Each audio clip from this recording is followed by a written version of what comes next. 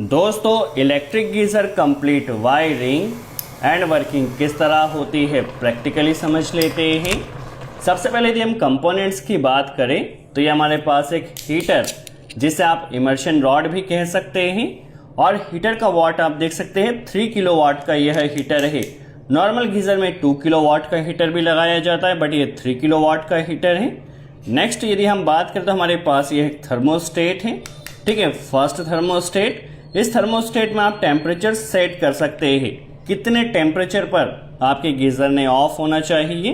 Normally आप देख सकते हैं 0 से लेकर के 75 डिग्री सेल्सियस टेम्परेचर इसमें दिया गया है। सेट वैल्यू आप देख सकते हैं 55 पर थी जिसे हम 65 डिग्री कर देते हैं। जैसे 65 डिग्री टेम्परेचर आएगा हीटर हमारे थर्मोस्टेट के जरिए ऑफ हो जाएगा।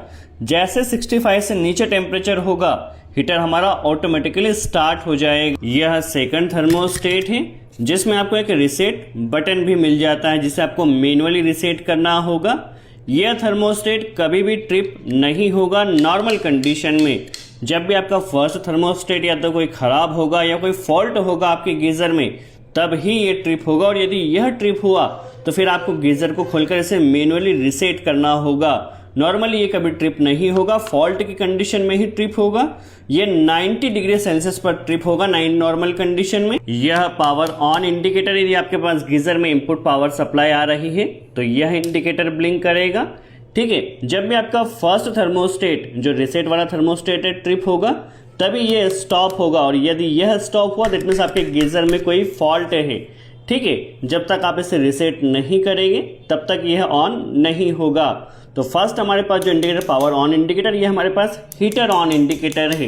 यदि हीटर चल रहा है या गीजर हमारा रनिंग कंडीशन में है तब यह इंडिकेटर ऑन होगा।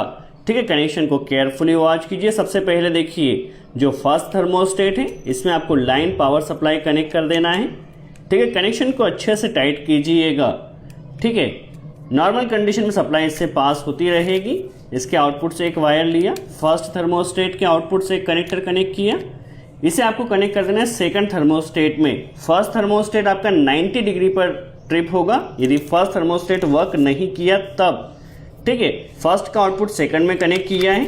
ठीक है, सेकंड थर्मोस्टेट का आउटपुट, ठीक है, यदि आपकी सप्लाई प्रॉपर जा रही है, टेम्परेचर भी यदि 65 हमने इसमें सेट किया है, 65 से कम है तब तक तो आपका यह थर्मोस्टेट सप्लाई पास करे। जैसे 65 से ऊपर होगा सप्लाई स्टॉप हो जाए। इसे हमने कनेक्ट किया है हीटर में। दोनों थर्मोस्टेट के सीरीज से हमारा कनेक्शन गया है हीटर में, लाइन का कनेक्शन हो चुका है। न्यूट्रल हमें हीटर में डायरेक्ट कनेक्ट कर देना है। ठीक है, दैट मीन्स दोनों थर्मोस्टेट और हीटर का कनेक्शन हमारा कंप्लीट हो चुका है। ठीक है, अभी हमें क्या करना है, इंडिकेटर्स का कनेक्शन करना है। यहाँ पर हम सप्लाई देंगे तो हमारा हीटर ऑन हो जाएगा थर्मोस्टेट के थ्रू। हमारे पास 2 इंडिकेटर हैं। फर्स्ट इंडिकेटर देखिए, हमारे पास इंडिकेटर में 2 वायर्स होते हैं, लाइन और न्यूट्रल हमें कनेक्ट करना होता है।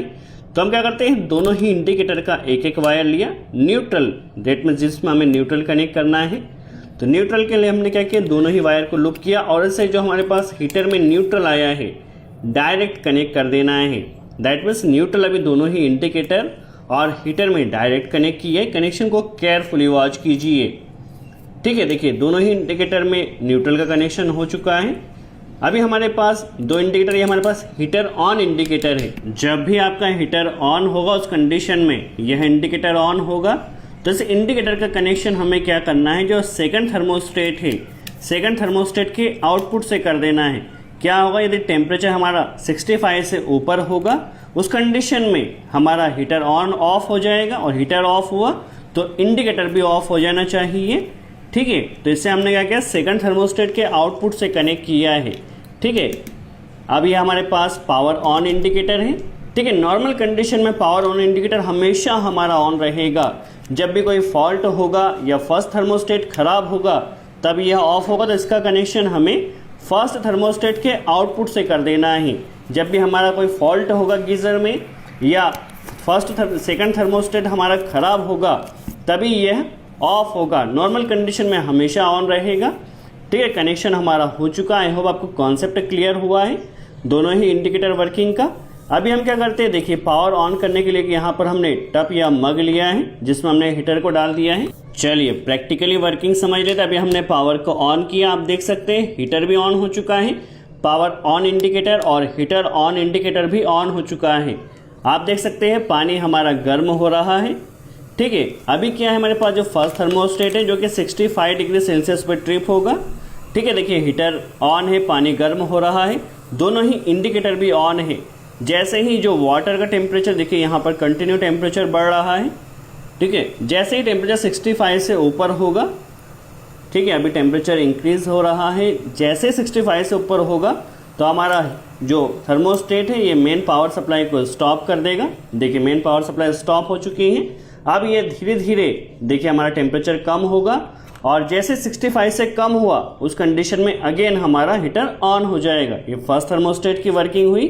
ठीक है, 65 से जैसे ही टेम्परेचर कम होगा अगेन हमारा हीटर ऑन हो जाएगा।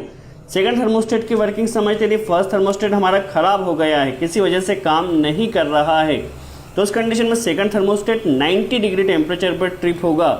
ठीक है, यदि फर्स्ट थर्मोस्टेट खराब होगा तभी यह ट्रिप होगा और यदि यह ट्रिप हुआ तो फिर आपको गीजर को खोलना होगा, इसे मैनुअली रीसेट करना होगा, फिर चेक भी करना होगा फॉल्ट क्या है। ठीक है, अभी टेम्परेचर बढ़ रहा है। देखिए जैसे ही टेम्परेचर इसका 90 डिग्री हुआ, काफ़ी ज़्यादा यहाँ पर गर्म हो चुका है और हमारा जो थर्मोस्टेट ये ट्रिप हो चुका है। यह ट्रिप होगा तो आपको गीज़र को खोलना होगा और खोलने के बाद इसे आपको मैनुअली रीसेट भी करना होगा। देखिए दोनों ही इंडिकेटर हमारे स्टॉप हो चुके हैं। ठीक है, पावर ऑन इंडिकेटर तभी ऑन होगा जब हमारा फर्स्ट थर्मोस्टेट ट्रिप होगा। जैसे ही आप इसे खोलकर रीसेट करते हैं, बट आपको रीसेट नहीं करना है, पहले आपको फॉल्ट देख लेना है यह ट्रिप क्यों हुआ है, उसके बाद ही आप इसे रीसेट करें। आई होप आपको यहाँ पर क्लियर हुआ हो geyser complete wiring and working किस तरह होती है। यदि वीडियो अच्छा लगा हो तो लाइक का बटन ज़रूर प्रेस करें। यदि कोई भी डाउट हो तो कमेंट्स में ज़रूर पूछें, हम पूरी कोशिश करेंगे आपके डाउट को क्लियर कर सके। सो आज के लिए इतना ही। Thanks friends.